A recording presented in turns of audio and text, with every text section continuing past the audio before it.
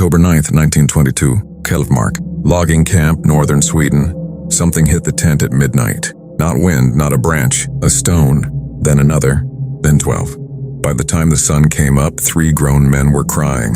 By the time it was over, one was dead, one had lost his mind, and one disappeared into the trees and was never found. This is not a legend. This is not a campfire story passed down through drunk uncles and foggy memory. This is a journal written in real ink on real paper, by a real man who walked into the oldest forest in northern Sweden and came back broken. His name was Jonas Bergström. He was 44 years old. He had been a logging foreman for 26 years. He had worked forests from Lapland to the Baltic coast. He had seen avalanches, bear attacks, a man crushed under a falling spruce. He was not a man who scared easily. He was scared. By November of 1922, Jonas Bergström had stopped sleeping. He had stopped eating. He was writing letters to his wife that he never sent, because he didn't know how to explain what was happening in the forest. Without sounding like a madman, his journal survived. His crew did not entirely. What followed across those 38 days in the wilderness of northern Sweden remains one of the most detailed, most disturbing first-hand accounts of something that should not exist in the modern world. You are about to read it, every word, and when you're done, you're going to question every forest you've ever walked through. Before I reveal what happened next, hit like, subscribe, and tell us where you're watching from. Thanks. October 9th, 1922, Kelvmark, logging camp, northern Sweden. The train dropped Jonas Bergström at the end of the line before the sun had fully risen. From the rail terminus, a timber wagon hauled him deeper, 18 kilometers into the forest on a road that stopped being a road, about halfway through and became something more like a suggestion. Ruts in the earth, wheel tracks half swallowed by frost-hardened mud, and then on both sides trees, not the kind of trees you pass on a Sunday drive. These were the old ones, ancient Scots pines, some of them standing 400 years or more, their trunks wider than a man's arm span, their branches weaving overhead so densely that midday light filtered through in pale, fractured strips. Standing between them felt like standing inside something alive, something that was breathing slowly around you. Jonas had worked the forests of Scandinavia for more than 2 decades. He had camped in places most men never reach and worked through winters that would break the average man in a week. He was not a man who spoke about the land poetically. He was a foreman. He dealt in board feet, delivery schedules, and crew performance.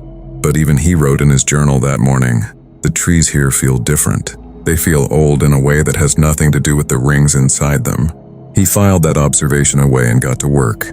The camp had been established 2 weeks prior. 12 men total, 6 Swedish nationals, 4 Finnish workers, 2 from Norway. All of them experienced, all of them hired by the Kelvmark Timber Authority, which had purchased logging rights on this tract the previous spring. The company had assessed the timber quality as exceptional. Massive, straight-grained trunks with minimal rot, standing in density that suggested untouched, growth going back further than living memory. The quota was aggressive, 3,000 board feet before the first heavy snow. But the pay was good. The crew was solid, and on paper, this should have been a straightforward winter contract. Jonas's second in command was a man he'll call Eric Halverson in these pages. Thick-shouldered, calm under pressure, 20 years in the industry himself. Eric was the kind of man you wanted standing next to you when things went sideways. Methodical, unflappable. The rest of the crew, a lookout man responsible for fire watch named Nils Ucker, a Finnish worker Jonas called Matthias, who would later become important to this story in ways no one anticipated, and 7 others spread across felling, hauling, and maintenance duties. The work began immediately. The trees fell with a sound like cannon fire. Their trunks hit the frozen ground, and the impact rolled through the earth underfoot. In the silence after each fall, the forest seemed to hold its breath. Jonas noted the silence specifically in his early entries. He'd worked forests that hummed with bird sound, wind, the constant background noise of living wilderness. Here, the soundscape was different, muted, like the forest was listening, more than it was speaking. But that first week was productive. Quota on track, men working hard, weather cold but stable. Jonas wrote his wife a cheerful letter, everything fine. Home by Christmas, the usual reassurances. He was 3 days away from realizing that nothing here was usual. It was October 14th when it started. The first stone hit Eric's tent just after midnight, a hard, sharp crack against the canvas that jolted half the camp out of sleep. Eric emerged with a lantern and found a piece of granite, the size of a man's fist, lying in the dirt outside his tent flap. Not a pebble, not debris blown by wind, a rock. He pointed to a rocky ridge 200 meters north of camp. Frost heave, he said. Ground shift. Perfectly logical. Jonas logged it as a minor incident. Weather clear. Temperature dropping. One stone, probable natural cause. But that word, probable, stayed in his mind longer than it should have. 4 days later there were more. October 18th. 4 additional stones across 3 nights. Always after dark. Always near the tents. One had struck the center post of the mess tent, hard enough to leave a dent in the steel cap at the top. Another had landed directly in the fire pit, scattering live embers across the ground. The men were talking, not loudly, not in front of Jonas. But he heard it. The low conversation that stops when a foreman walks into a tent, the way they stood in pairs instead of spreading out, the way eyes moved toward the tree line. Niels Oker came to Jonas on the morning of the 18th. He stood outside the foreman's tent with his hat in his hands and said, quietly, that he had heard something the night before. Not the stones, something else. Something moving through the brush beyond the cutting zone. Big, he said. Moving slow but covering ground fast. Not a moose. Jonas told him it was a bear. Late season, getting ready to den, looking for food near the camp. Niels looked at him for a long moment. I know what a bear sounds like. Jonas, I've been felling trees since before you were shaving. This wasn't a bear. Then what was it? Niels looked toward the forest. Then he walked away. He didn't answer. That silence and that deliberate, knowing silence from a veteran woodsman who had spent his life in these forests was more unsettling than anything he could have said. The cutting continued. The quota advanced, and Jonas Bergström kept writing in his journal, dutifully logging each incident, each sound, each uneasy conversation, telling himself that every item had a rational explanation. But the rational explanations were getting harder to write, and something out there, in the dark between the 400-year-old pines, had not yet shown itself. Not yet. But it was watching. It had been watching since the first tree fell. And it was getting closer every night. If the stones were just a warning, what happens when warnings stop working? October 23rd, 1922. Jonas counted them at dawn. 12 stones. He walked the perimeter of camp as the sky shifted from black to gray, hands in his coat pockets, boots crunching over the frost-stiffened ground. He counted each one carefully, the way he might inventory lumber or log weather conditions. 12 individual pieces of granite, all of similar size, scattered in a rough ring around the camp's outer edge. Not thrown randomly, not scattered by impact, placed, evenly spaced like markers, like someone, or something, had walked a deliberate circle around their camp in the night. Jonas stood in the mess tent doorway and looked at his crew over breakfast. The fear was physical. He could smell it in the canvas and pine smoke air. Every man in that tent was holding himself, very still the way animals go, still when something larger is near. Nobody wanted to be the first one to name what they were all thinking. Eric broke the silence with one sentence. I found tracks. He led Jonas to the northern edge of camp, 50 meters into the tree line. The ground was soft enough there, partially thawed under the tree canopy to hold an impression cleanly. Jonas crouched and stared. The track was 30 centimeters long, broad across the heel, 5 toes clearly defined, widely splayed. The stride between prints was nearly 2 meters. Whatever had made these prints had been walking upright on 2 legs. And whatever it was stood, by Jonas's calculation, somewhere between 2.5 and 3 meters tall.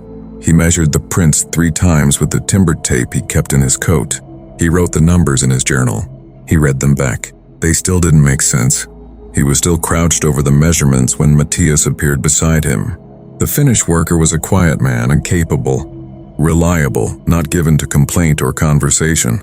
But now he stood with his arms crossed and his jaw set, looking at Jonas with an expression that was equal parts grim and reluctant. We have stories, he said, about these forests, the old ones, the deep ones, about what lives in them. Jonas stood up. We're on a schedule, Matthias. I know, but these stories are superstition. Jonas kept his voice level. Keep working. Matthias nodded slowly, the kind of nod that isn't agreement. Yes, foreman. His eyes said, you'll understand soon enough. Jonas went back to work. He kept moving through the day, supervising the felling teams, checking measurements, signing off on the timber haul schedule, all the mechanical motions of a man doing his job. But his attention had split in two, one half managing the quota, the other half running the numbers. 30-centimeter print, 2-meter stride, bipedal, 3 meters high. No known animal, no possible misidentification, no frost heave or ground shift explanation, something else. That night, Jonas wrote in his journal by lantern light. The forest outside was absolutely silent.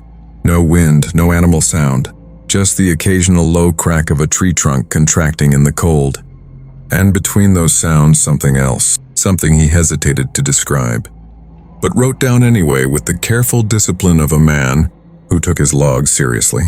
A sound like breathing, very slow, very large, somewhere beyond the firelight. He did not sleep. The morning of October 27th arrived after a night of stones, and not 12 this time, more. An irregular percussion against canvas, and wood that made sleep impossible after 2 in the morning.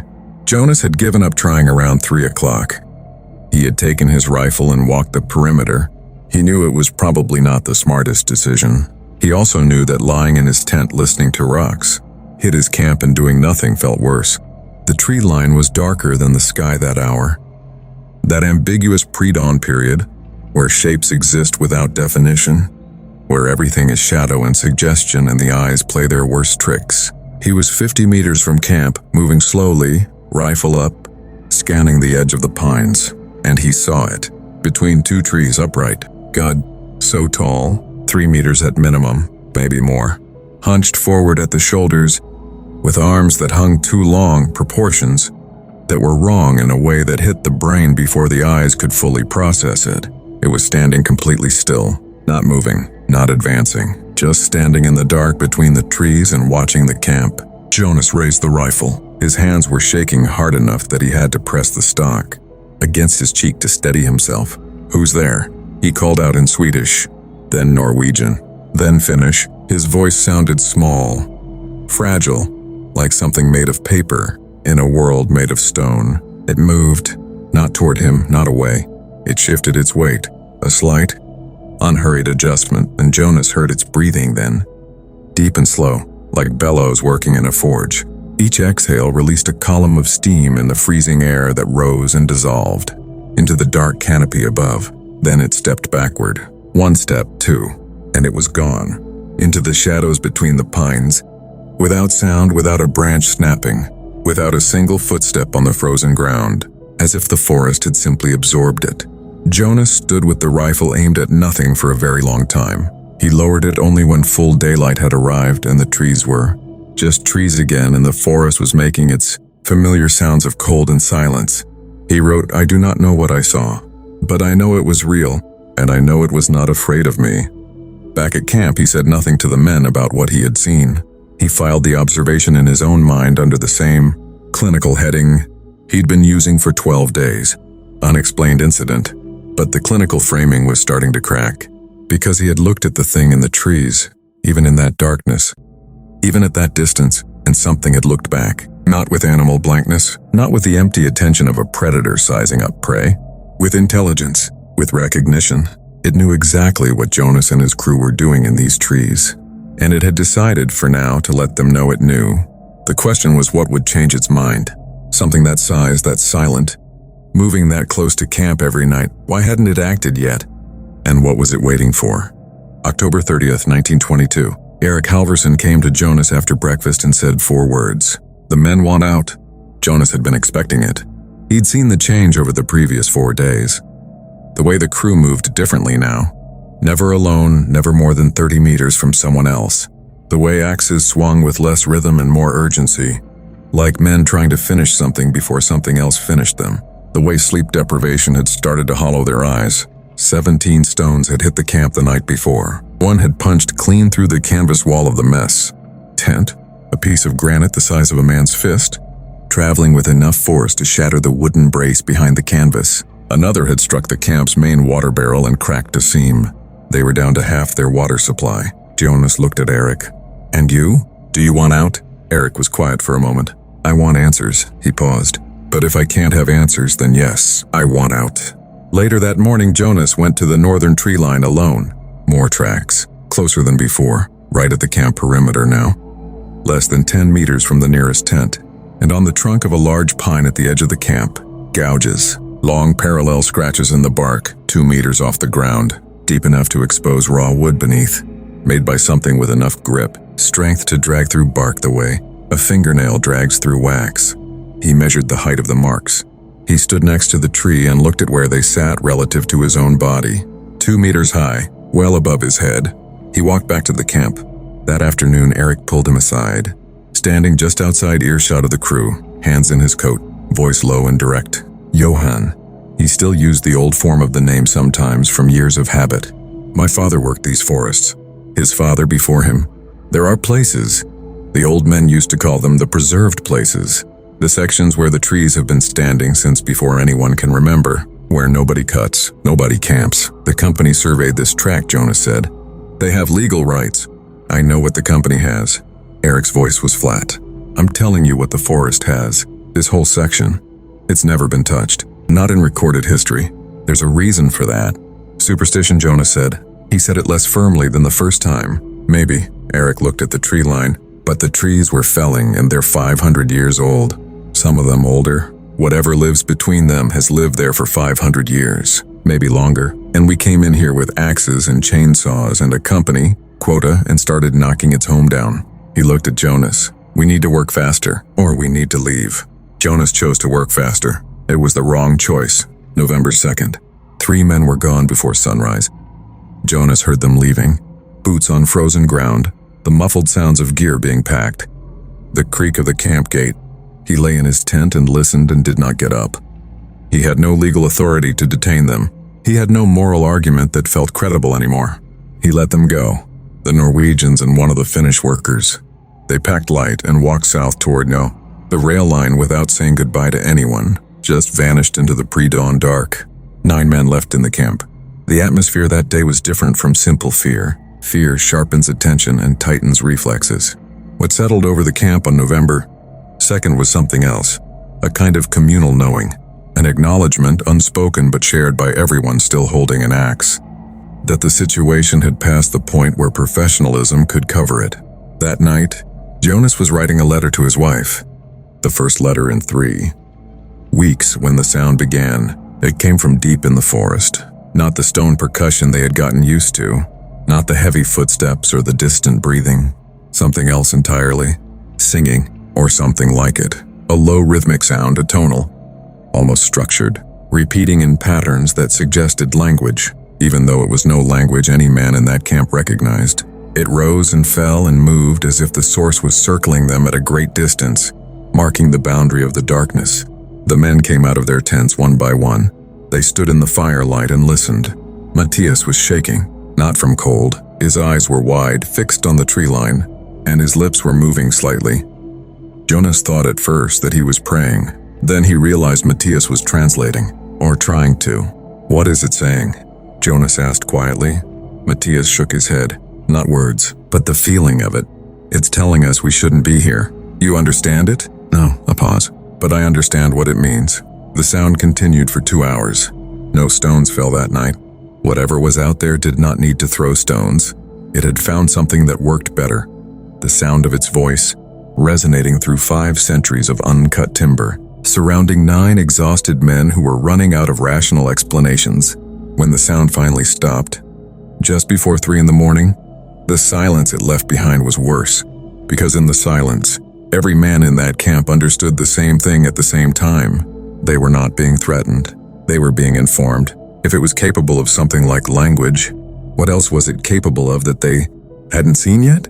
November 4th, 1922. The creature came to the fire, not close, not into the camp, but close enough. Jonas was on watch, self-appointed, rotating with Eric through the night hours since the singing had started.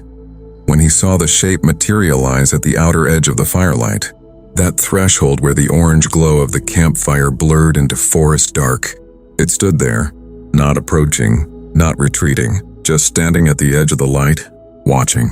Jonas didn't raise the rifle this time. He had thought about that first encounter often in the days, since the shaking hands, the voice that came out small and thin in the cold air, the way the thing had simply absorbed his challenge. and moved back into the dark without concern. Shooting felt wrong for reasons he couldn't fully articulate. Not because he was afraid the shot would miss, because he was afraid of what would happen if it didn't miss. Instead, he sat very still, watching it watch him. It was close enough now that he could see more than shape. The height was approximately what he'd estimated before, close to 3 meters, possibly more. Impossible to confirm precisely with no reliable reference point. The proportions were wrong in ways his brain kept rejecting and reassessing. The arms were too long, hanging well below a torso that seemed both massive and strangely hunched. The face, and there was a face, he could see that now. He was close enough to see that, was framed by dark, matted material that might have been hair or bark or something between the two. The eyes caught the firelight. That was what Jonas remembered most. That was what he wrote about in his journal with the most careful, most controlled language. Because he knew that this was the detail nobody would believe, and also the detail that mattered most. The eyes were intelligent, not animal, not empty. Watching him the way a person watches someone from across a room, with attention, with assessment, with something that in a human face you would call understanding. It stood there for perhaps 4 minutes. Then it simply turned and walked back into the trees. No sound, no footstep, no branch disturbed. Jonas sat by the fire until dawn, writing. The same morning, 2 more men resigned the contract and left. They didn't pack carefully and they didn't say goodbye. They just went. 7 remaining. Jonas held a camp meeting that evening. He was honest, and the first time, he had been fully honest with the entire crew since the stones began. He told them what he had seen at the fire. He told them what he had seen on October 27th in the trees. He described the tracks, the gouges on the pine bark, the singing. He put it all on the table. The camp was quiet for a long time. Then Matthias spoke. He talked for 20 minutes.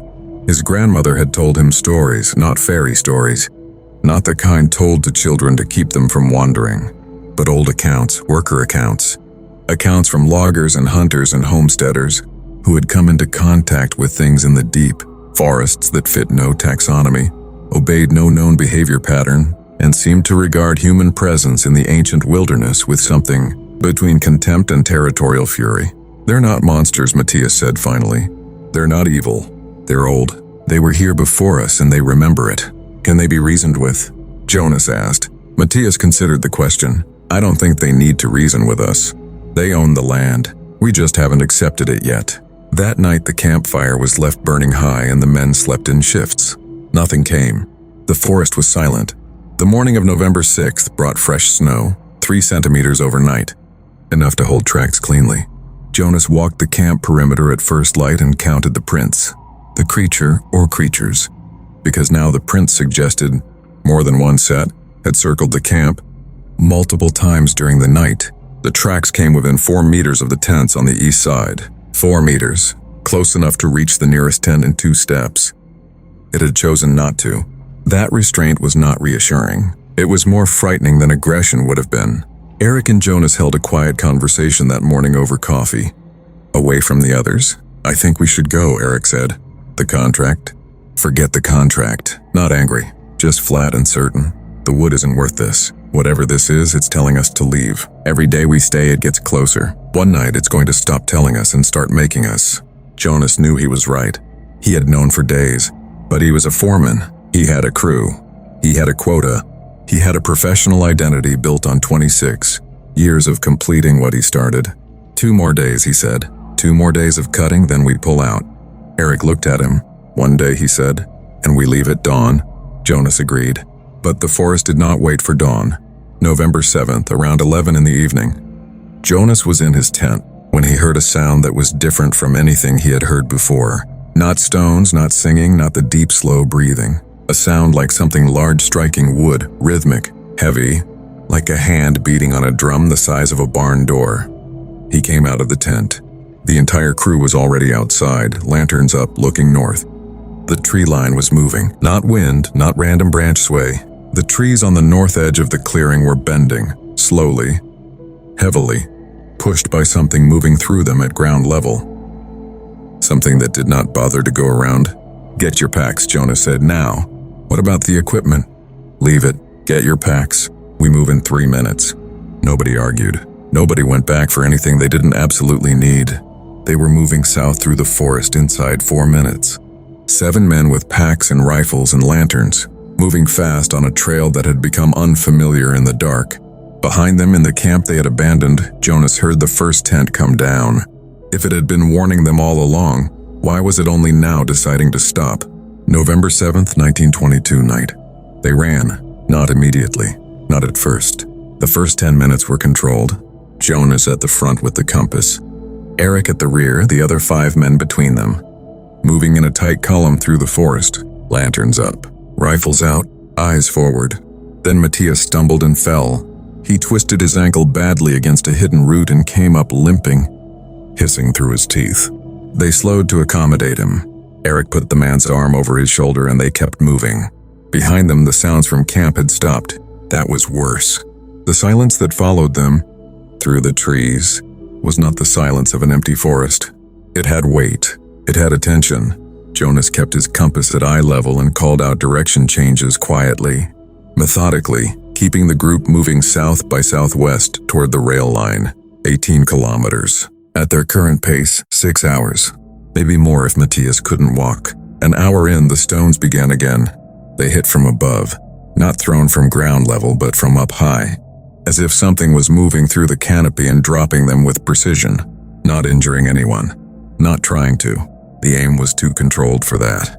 The stones landed just ahead of the group, just to the side, behind the last man in the column, surrounding them, directing them, like a shepherd, like something that knew exactly where it wanted them to go. Jonas kept walking. He didn't stop to analyze the implications. Analysis was for later. For now, there was only the compass and the next step and the step after that. Around 3 in the morning, they found the cave. It was not on any map Jonas had seen. A low entrance in a granite outcrop on the side of a ridge they had not known existed. It was Niels Oker who spotted it, sweeping his lantern across the rocks.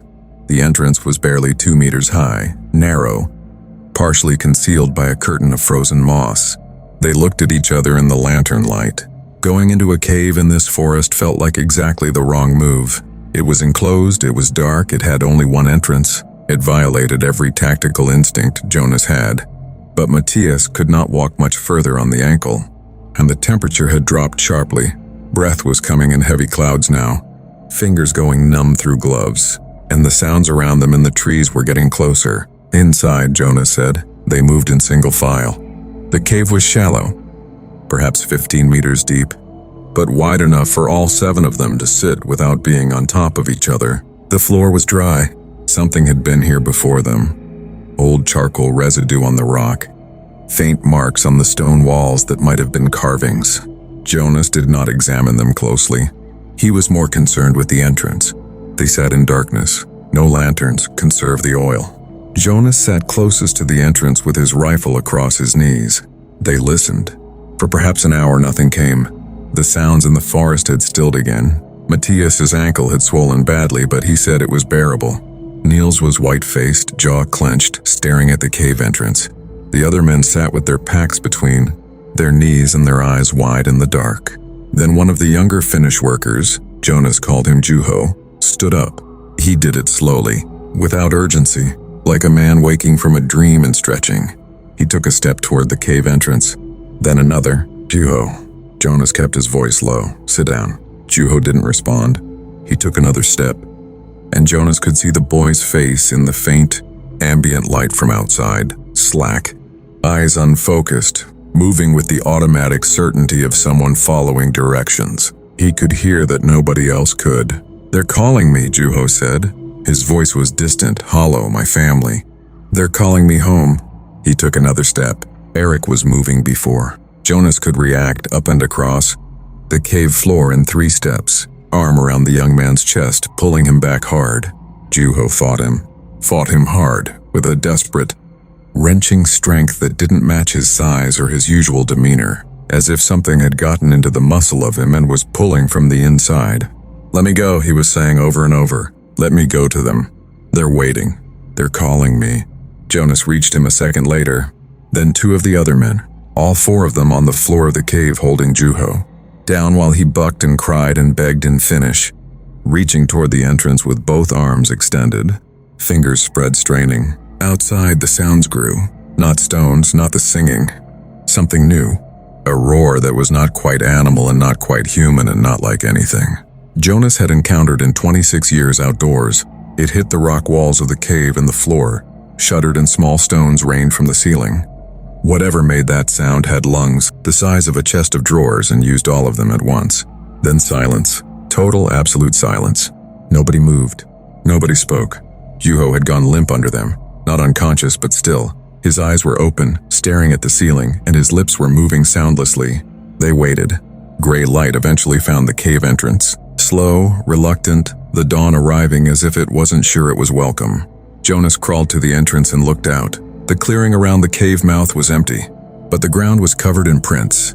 Dozens of them overlapping, massive, pressed 3 centimeters deep into the frost. The prints circled the cave entrance in concentric rings, layer on layer, as if multiple creatures had been standing here, watching, waiting, and on the granite rocks flanking the cave entrance, carved deep into the stone, not scratched but carved, with what must have been enormous force and deliberate precision, symbols, spirals and intersecting lines, patterns that repeated at regular intervals, not random marks, structured marks, a message or a claim or a warning written in a language that predated every written language Jonas knew.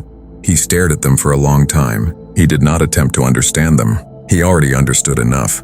They had been inside that cave for hours while something that could communicate through carved stone stood 3 steps from the entrance and chose to walk away. But what exactly was it communicating?